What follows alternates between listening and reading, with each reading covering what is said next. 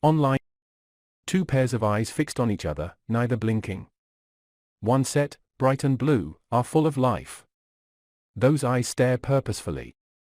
The other set, not quite so bright or blue, are hollow and drawn and stare without choice. Robert, what are you doing?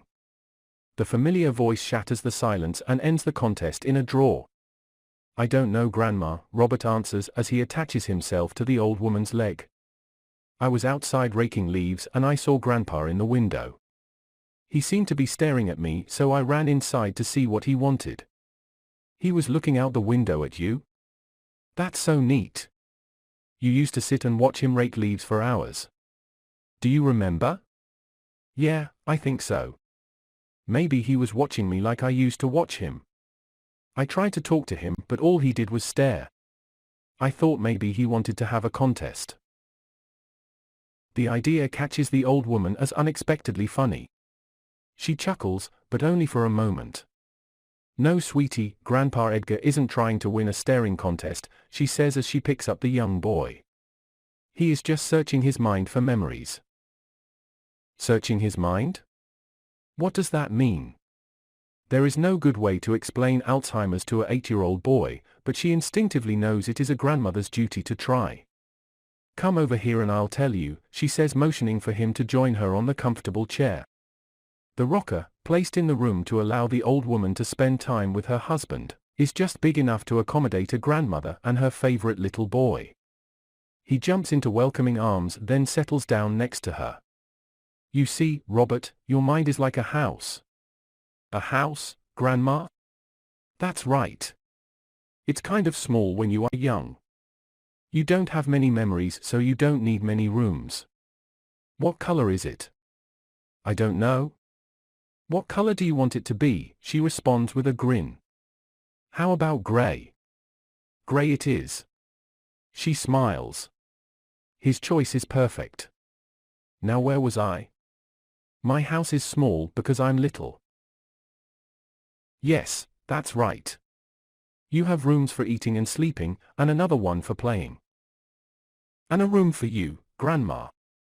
I hope so, she responds as she tickles him a bit before continuing. As we get older, we need to build more rooms. Why? Because we need a room for friends and one for school, and maybe even a room for a pet. Can I have a dog in my house? Robert, that's up to your mom and dad. Okay, but what about Grandpa? Why does he need to search for memories? I was getting to that, she says, enjoying his questions. You see, Grandpa has been building his house for a very long time. It has more rooms than you can count. Like a mansion? Yes, exactly, a lot like a mansion. He has rooms where he goes to remember his mom and dad and rooms for all his childhood friends. He has rooms for the horses he used to ride on the farm where grew up and rooms where he visits his friends from the army. Why doesn't he just go and visit them for real? It's not as easy as it used to be. When you are young, all of your friends are close, sometimes within walking distance. When you get older, like Grandpa and me, your friends scatter to the winds. Many of them exist only in your memories. So, some of Grandpa's friends can only be found in his mansion? In his memories? That's right. But why does he have to search for them? Why are they so hard to find? Your grandpa's memories are a lot like leaves in a strong wind, they blow quickly by and then they are gone. He can only see them for a few moments. Like candy wrappers? Candy wrappers? Yeah, last Halloween I filled my pockets with candy and went to a special spot at my school. You went to school by choice? It was Saturday, Grandma. Saturday is when school is cool. Good point, she says, smiling.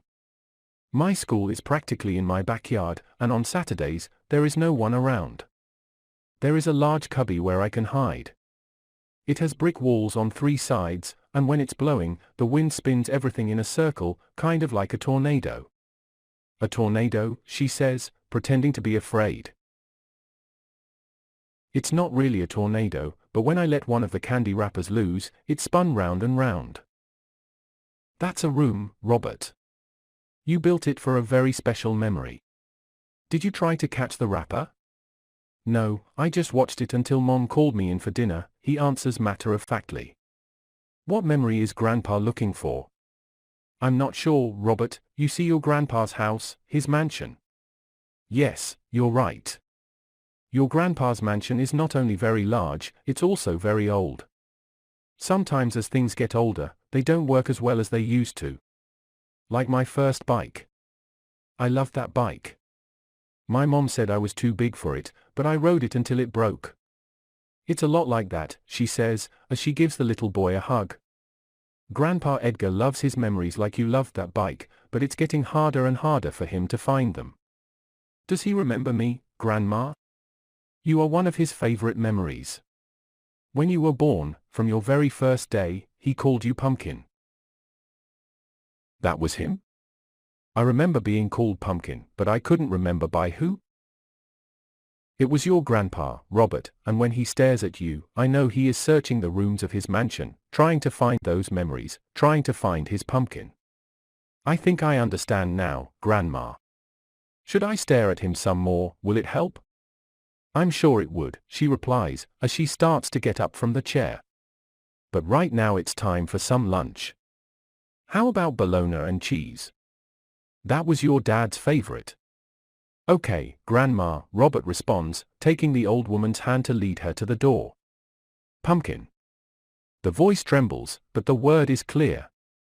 The two of them turn to see a smile on Grandpa Edgar's face. His eyes, the windows of his mansion, are now bright and welling with tears. He found me, Grandma. He found you, Robert. And the tears? Are the tears like rain at his mansion?